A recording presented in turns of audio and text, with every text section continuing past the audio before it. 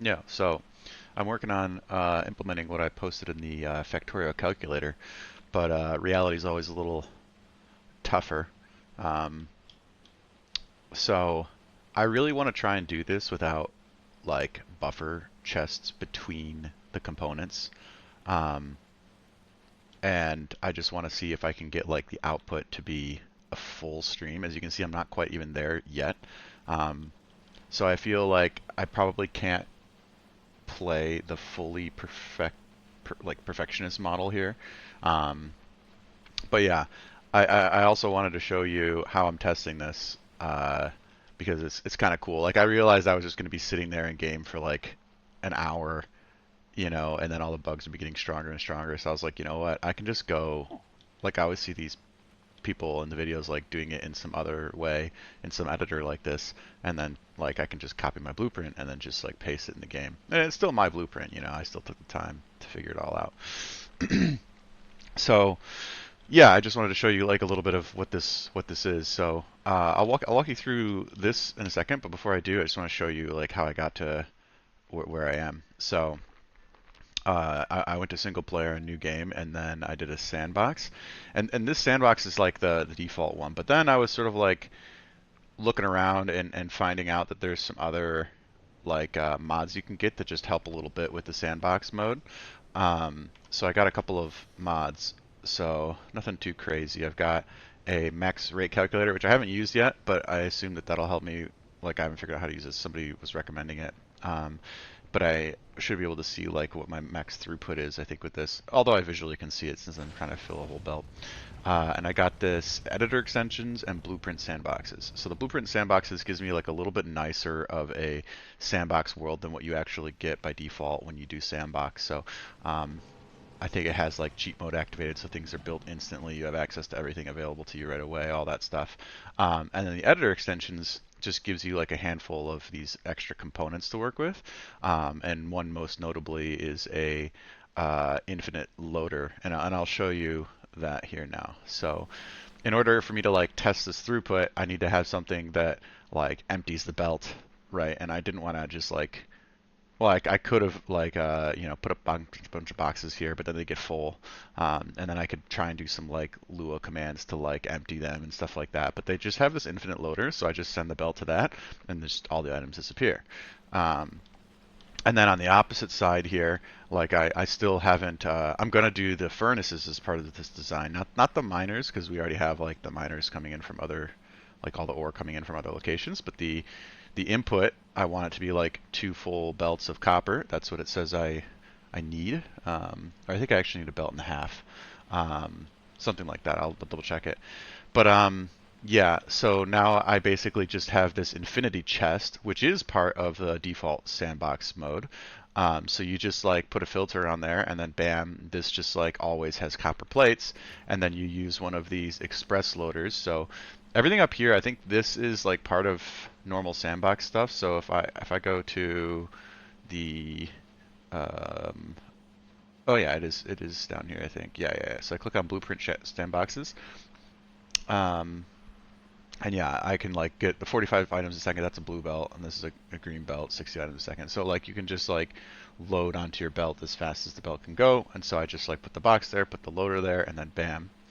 And then yeah, from here everything else is just the same. So like you can pretty much do whatever. But like I can just place whatever. I don't even have a character in this mode. It's just that top-down view only. So I'm still trying to play around here and get things tweaked.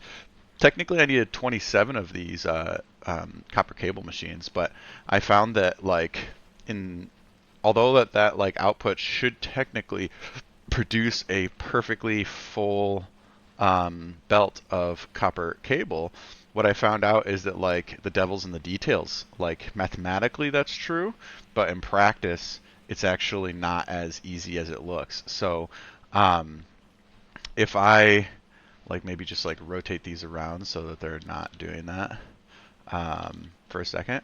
Like what I found out is that this last one here, like it I see. I even tried to offset it by putting two. So if there was just one, which I can only have one on this one, unfortunately, by my design, like it'll put gaps in there because the blue arm, even though there's stock in here, there's 8, 10, there's enough to drop on the belt to fill the belt fully.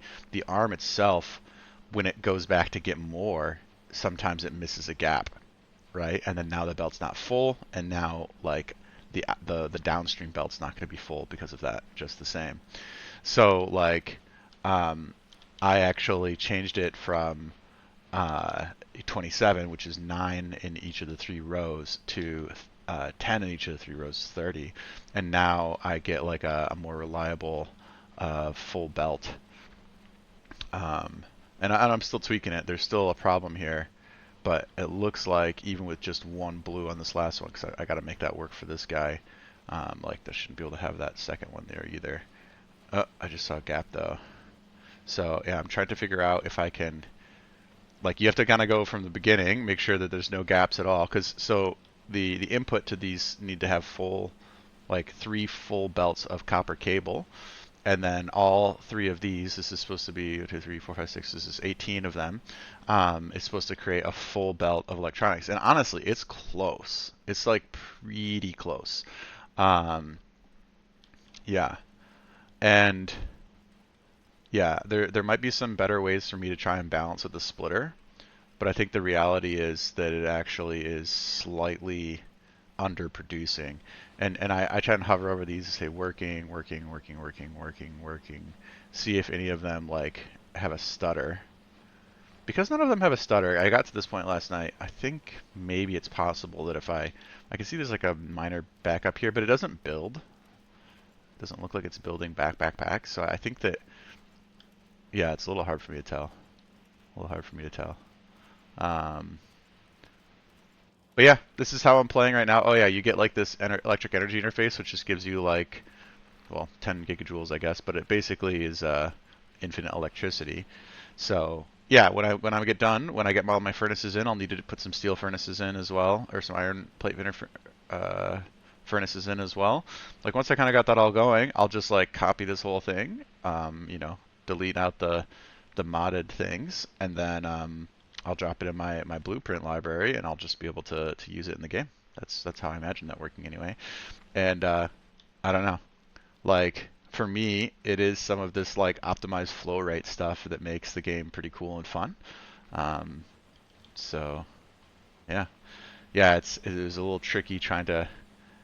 I imagine there's like a number of different visual layouts that I could pursue here, but I kind of liked this idea of just like the 3 lanes like continuously going, and so getting the belts all lined up a little bit interesting and tricky.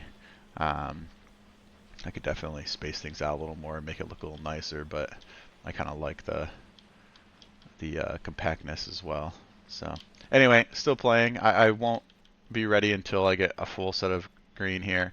I'm not sure if that means I should just like add an extra assembly machine for each of the electronics so that I go one extra above the mathematical perfect, and then maybe that just like works. I mean, technically the input is only enough for this many, um, but and you can see like it doesn't really get back like this amount of backup. I don't think it's growing. So yeah, it's already pretty good, but yeah, I still see some gaps, so I'm gonna try and figure that out. And then I gotta add I think I've got to add 1.5 blue output rows of copper plates and 1 output row of iron plates. So I gotta figure out how that's gonna work. Maybe it'll be a real long boy, or maybe I'll like start fattening up the sides and make it more of like a square type thing. We'll see how it turns out. Um, anyway, I just wanted to share. This is kind of cool, and like a fun thing. I probably should have built the ship in the same way, because I spent a lot of time just like looking at the ship while the bugs are growing. But some things you kind of do just want to build in the game. But I felt like this is a good example of something I really should try to do outside, because I don't even know what it's going to look like at the end or exactly how well it's going to work. And I can tell already, like, just doing the mathematically perfect approach actually doesn't result in the mathematically perfect output. Um, yeah, anyway, just wanted to share what I did today, or I guess recently, last night and the night before.